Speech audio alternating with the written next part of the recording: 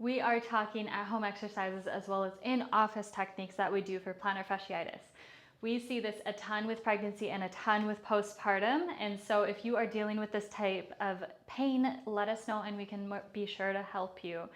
In office, what we are going to kind of focus on is mainly the adjustment to make sure that all the bones are correctly formed. We're going to focus on strengthening. We can do some taping. We can do everything. So I'm going to demonstrate on Dr. Jessie here.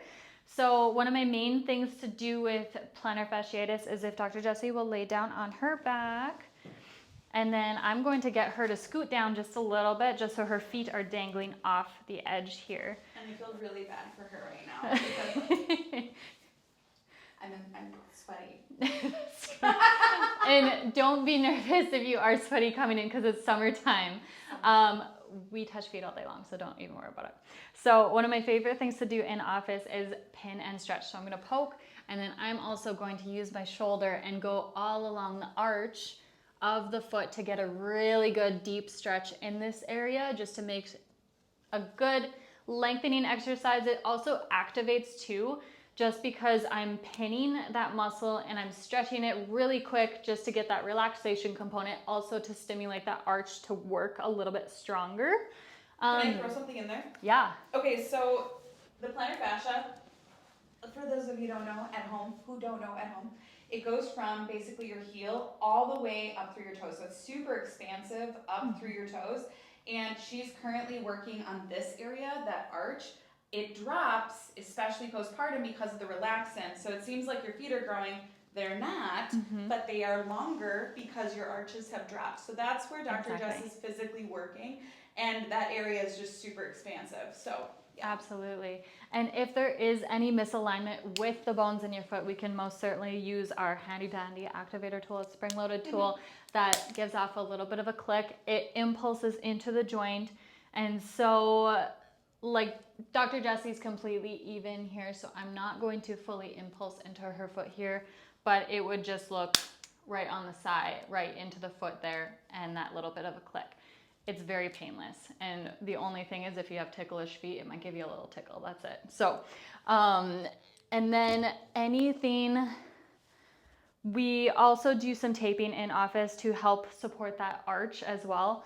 And so our favorite thing to do is Kinesiotape, and so providing a little bit of a stretch on the bottom of the foot to wrap up and around just supports that arch when you're going about your day. So on the bottom of the foot, this tape may only stay for a couple of hours, but a couple of hours of support is better than absolutely nothing throughout your day. Plus, it ignites your cerebellum. So that's one of the biggest things with wearing Kinesiotape on your extremities, is it actually wakes up your cerebellum, which is your balance part of your brain. And whenever you're healing, so I see a lot of athletes with Kinesiotape on their extremities. It's basically activating the balance portion of your body, of your brain, and so it does help with healing. It helps with balance, and anytime you're balancing, you're naturally going to be using your whole foot rather than the wrong parts. So that helps Exactly. And emphasizing on great blood flow to the area, getting more, that adhesive kind of lifts your skin off to allow more fluid to drain underneath it as well. And so just helping getting more blood flow to that area is super important for this area, just because our plantar fasciitis plantar fascia doesn't get great blood flow to begin with. So the more blood flow that we can get to it, the better. So that kind of leads me into any at-home exercises that you guys can do. And so if you are dealing with this on a day-to-day basis and it's not getting any better, I want you guys to take a frozen water bottle, like one of those plastic ones, put water in it, freeze it, and you're going to roll your foot out before bed on that frozen water bottle. In the morning, if it's super painful, take that first step down out of your bed. You're gonna take that water bottle, empty it out, just make sure that it's empty. Or you can either use a hot water bottle, or you can use bathtub with hot water in it and a golf ball, just to lengthen out your foot in that area, just to roll it out using warm water to help you get that relief early morning. So heat in the morning, ice at night. Exactly.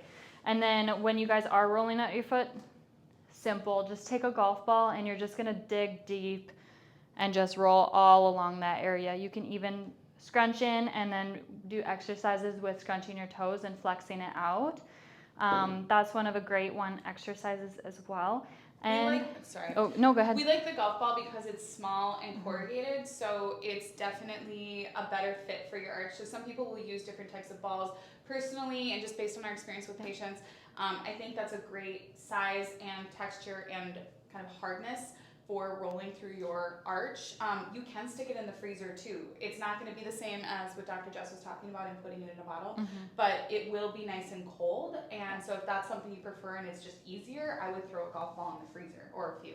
Exactly.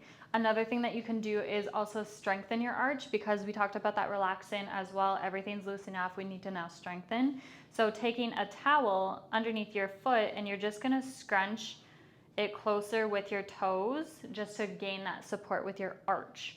And so doing this 10 times right in the morning or before you go to bed will actually activate that area, and those little intrinsic muscles in your foot help to support that arch that you guys are feeling.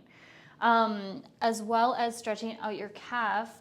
Could we actually do that on the table too? 100%. Yeah. In here? Yeah, absolutely. Because I was thinking about that, we kind of missed it, but it's because I was up.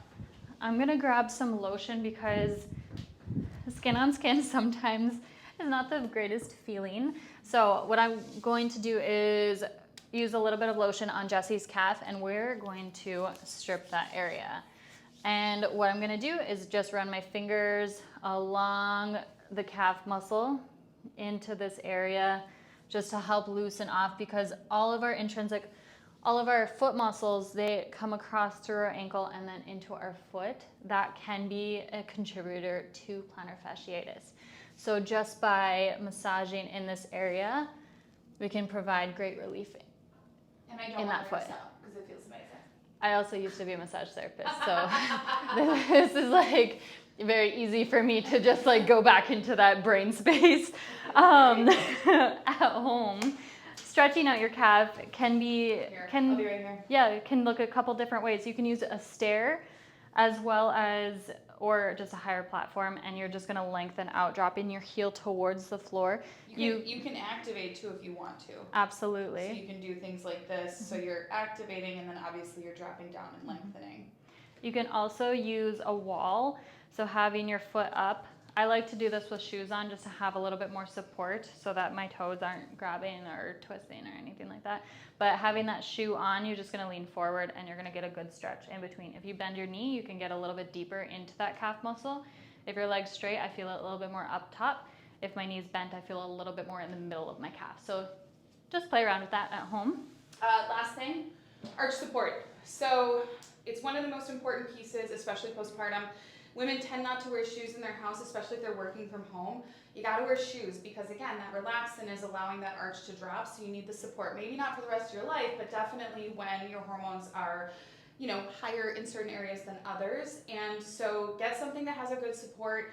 It can be cheap, it can be inexpensive, but you definitely wanna have something that you keep in your house at all times and, just can slip on and slip off.